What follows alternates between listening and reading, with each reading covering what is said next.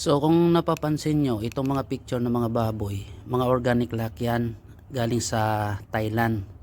So dyan tayo kumuha ulit ng base para dito sa babayo natin na gagawin.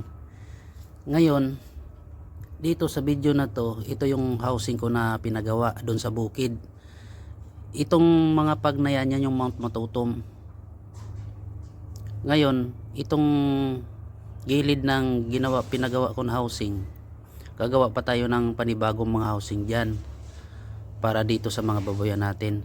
So itong tatlo na inahin ko, puro nabulugan na lahat yan sila. So dyan tayo mag start uli sa panibagong production natin sa mga baboy yan. So ito yung tatlong inahin natin na nabulugan na. So kung napapansin nyo, malulusog at maganda yung mga katawan nila.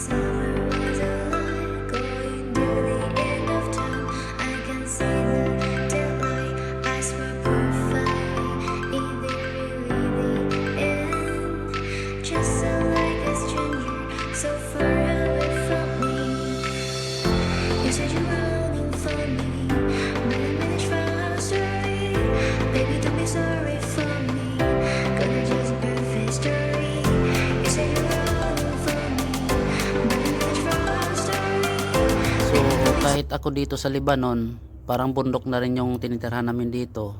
Kumbaga, ganito yung ginagawa ko. So ito yung routine ko.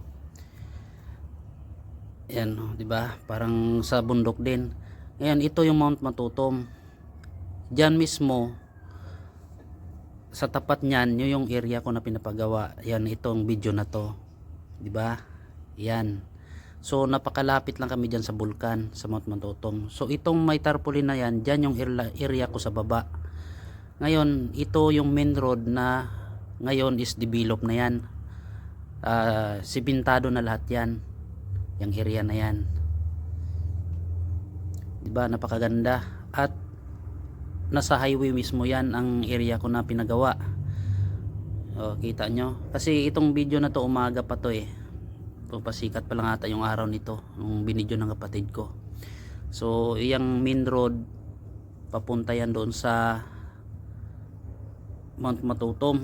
So yung area natin nasa gilid lang ng kalsada, pero ang housing natin sa baba. So nakita nyo yung Mount Matutom, di ba? So dito yung area natin, itong street na to. Ito naman yung tanimata to ng ano ko ng kapatid. Inaalagaan niya ng mga repolyo. So ito yung housing ko na pinagawa, yung sabi ko sa inyo sa baba, pero tapos na yan yung housing natin na pinagawa. Kumbaga ni-re-upload ko na lang para makita nyo uli kung ano yung ginawa natin. So God bless sa lahat.